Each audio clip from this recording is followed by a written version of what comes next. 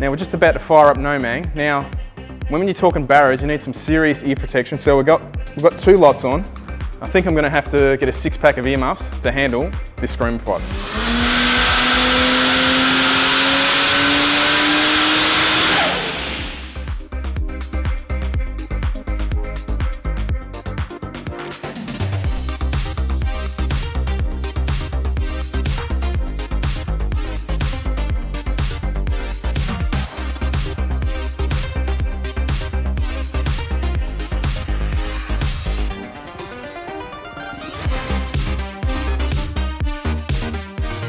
So George, we have been inundated with requests for another episode of NOMANG. Yeah. I get down here, nothing's changed, mate. It's still the same, mate. Still the same. It's exactly the same. What have you been doing for 4 months? Scratching something, that's what I have been doing. Look, we haven't changed it dramatically, but... This is NOMANG, not version 2, version 1.5. You reckon 1.5? 1.5. Okay, we'll go 1.5. And it actually, everything's changed, hasn't it? Front to back, everything has changed. This is essentially a new car. Yeah, pretty much it is, yeah. Everything that we worked towards before we took it off the road 4 months, a while ago, has now come to fruition, and it's all in and running and healthy. So the last episode, you were building that engine? Yes, which is this engine? That's it. We've got the bigger turbo. Pulsar turbo, yep. Pulsar turbo. Yep. 3584. Yep. Very popular on the Barra. Very popular. Good street turbo, isn't it? Unreal turbo. Really responsive. And it's proven already to be working really well in this setup, yeah. Yeah, and obviously you've got the guys at DSR. We've got a built ZF behind it, which we'll go into detail once we go up. Yeah, so that's sorted, and it's running on the trans controller with the trans brake that we had prior. We were playing with prior before we pulled the stock box out. But that stock box was always a little bit... Oh, that was buggered. Yeah, that was buggered. It was never really right from day one. No. So that's what I'm saying. There's less gremlins now with everything that's operating correctly, built correctly. Pretty much the only thing that remains the same is probably the diff, yeah? I think the diff and tail shaft are the only things we haven't changed, actually. Yeah. Even the fuel system. Fuel system we've redone. No, it doesn't look too much different in here, but we'll go over all the changes. We've done the new fuel system, and we've done a new exhaust. But today, we're going to strap it onto the dyno. Strap it on the dyno and turn it on. So the run-in's done. Well, the run-ins, you don't run these engines. No, well, 20 pounds. I've done a couple of 20-pound hits on run-ins, yeah. So we'll just try to go to 30 now. So well, let's get it up. Yeah, we'll get it up and we'll go over what we've done. Hard to see the changes from here, isn't it? Yeah.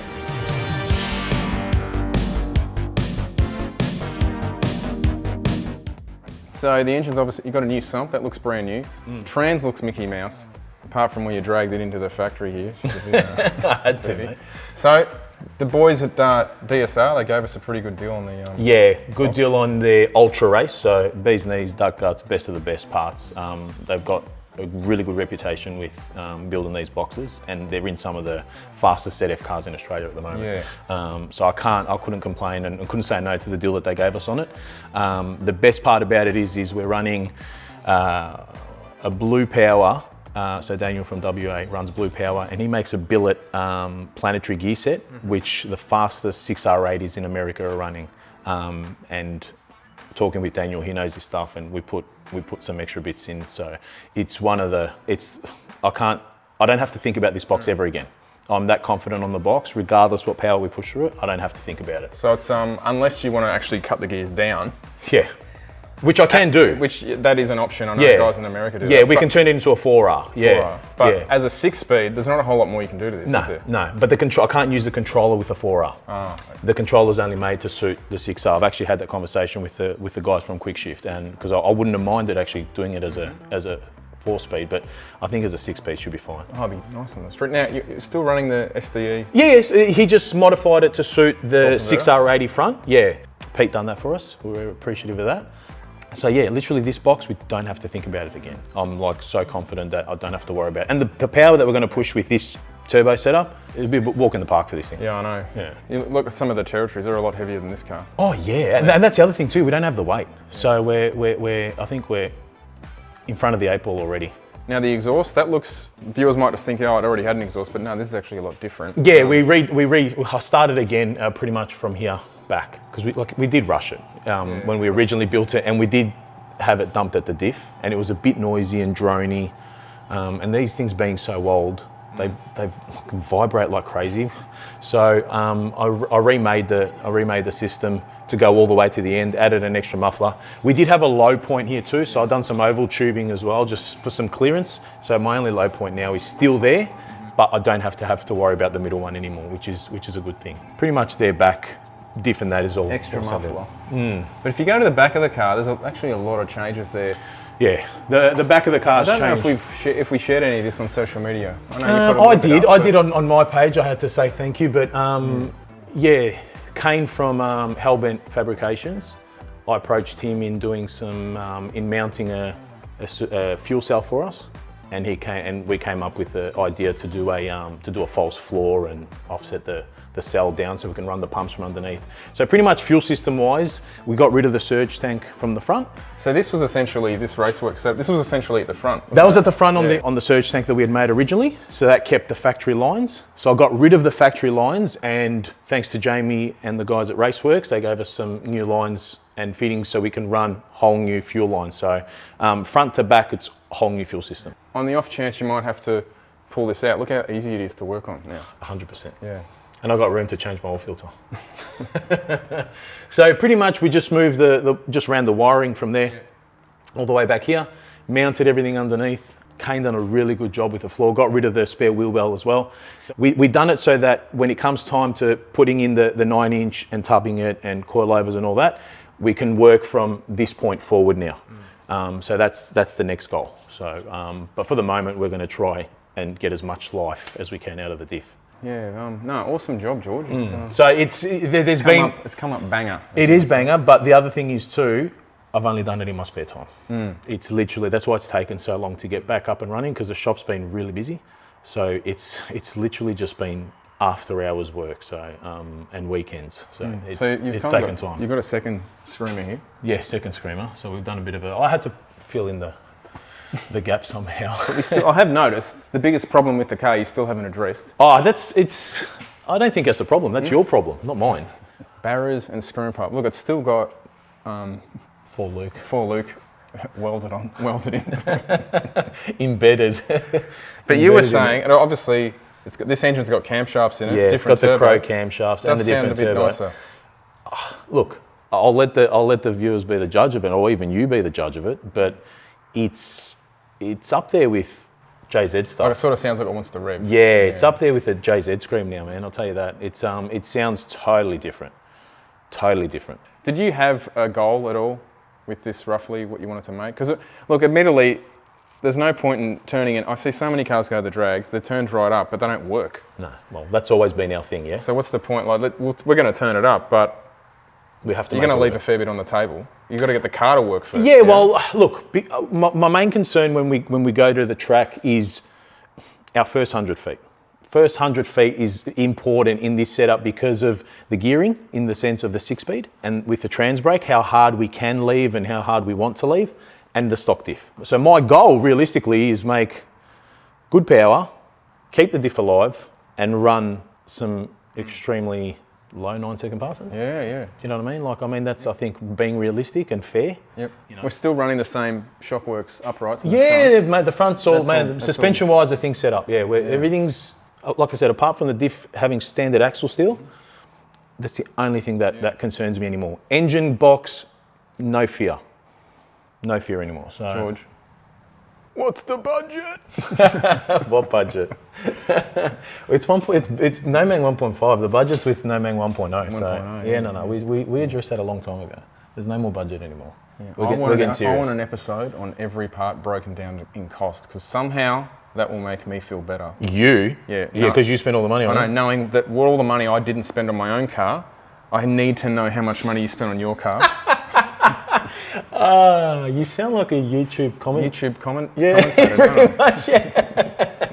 Forget about all this money you've spent on the car.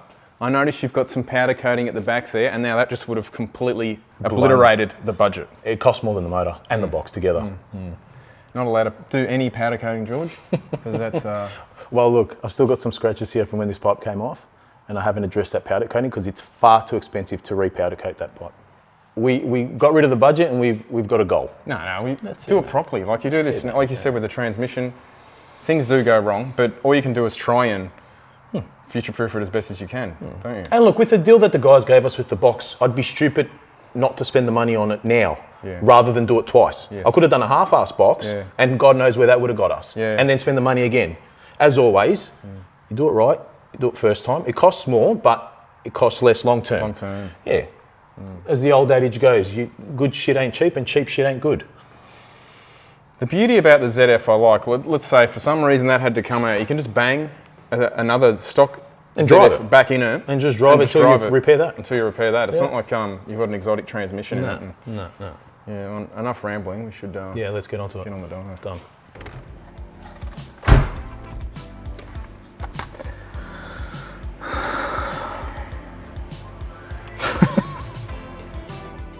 You need one of those full Space Cadet helmets, stack hat, wearing these. I'm going to turn you into Bubble Boy, dude. Remember Bubble Boy?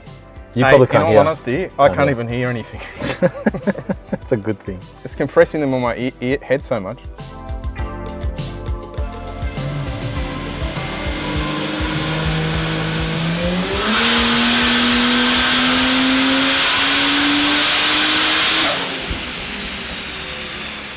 So George, one thing we haven't touched on is we are now using a Haltech We sure are, system man. on Nomang. Yes. We were using the factory computer with PCM Tech, which was very good. It was great, yeah. It's been really handy actually because the Haltech's got the flexibility, more flexibility in certain areas that we were limited with the standard ECU. So having the Haltech now has helped us with just a bit more refinement. That's all it is, yeah.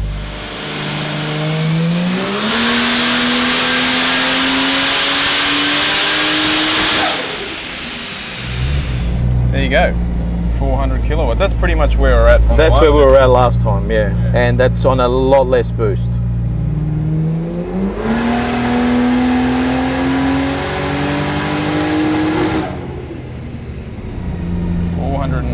Kilowatts, 580 horsepower. I think that was about 24. Yeah, so it was rich as. It sounded rich. Yeah, it was misfiring up top actually. Yeah, 23 pounds on here.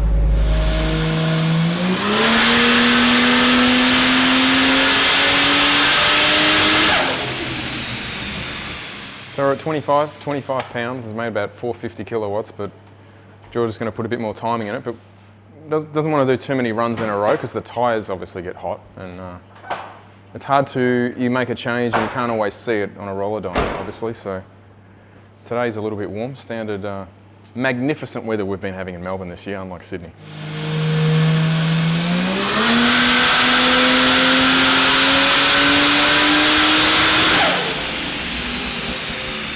So what have you done there, George? Is that just timing or boost? Timing, and I think an extra pound and a half, maybe.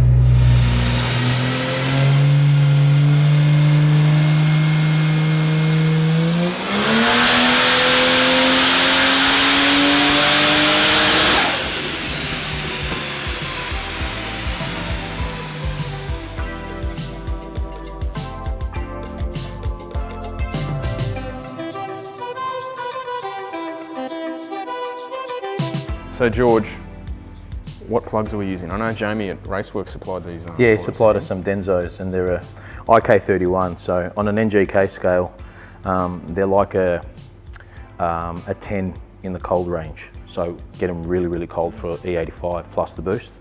And obviously they don't run a protruder tip. So it's just a safety thing. But they say the spark plugs are the eyes to your engine. So looking at this, we know that everything's happy and healthy in there, and the mark on the strap is very good. Now, our trusty fans in the YouTube comment section, they're going to pick on it. I reckon there's a speck of coolant on there. Blown head gasket for sure. Yeah, George. for sure, for sure. Oh well, it's safe.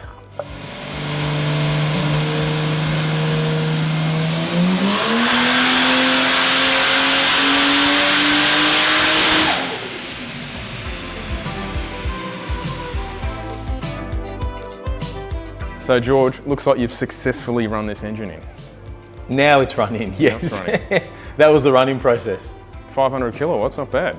Yeah, I think I think the turbo's probably on its limits in regards to, we don't want to cause too much back pressure either, because we've still got the standard exhaust manifold, standard exhaust housing, and a 3.5-inch dump pipe. So I can imagine the back pressure would be pretty high in this thing, mostly with the camshafts as well. So I'd probably want to breathe, and I'm not allowing it. So it's probably best to leave it at there, and then we can look towards going to a bigger turbo later. You tried to put this turbo on for the last, I don't know, 2 years. And you pulled me up how many times? So we are going to test this one at the race. This one, we're ready to race now. Yeah, the next video we have should be at Heathcote Racing. Yeah, the auto was always a bit of an issue at the track, wasn't it? yeah, mostly without the trans brake either. Because the problem with putting the ZF in a car like this without a trans brake, this is why we needed the trans brake, was the ZF in a factory Falcon works okay because it's IRS. And as you foot brake an IRS car, it wants to squat. It wants to squat the back. So it's already loading the suspension up. Whereas in a four-link car or a standard suspension car, it works the opposite. You're already starting to anti-squat. You're already lifting the back end up. It wants to launch. So you're not actually impacting that rear end to do its job. So that's where the hit of the trans brake is going to work. And so hopefully now we can successfully launch the car, which was what we were struggling with last time. And then the takeoff works, and then the rest of it just does its job. So fingers crossed, yeah. Well, hopefully we get it up to Heathcote soon. Until then, no man.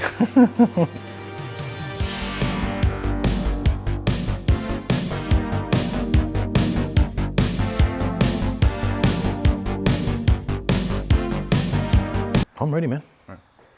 So George, I have been, I'll say we. So George, fucked it up again. Yeah, it's all right.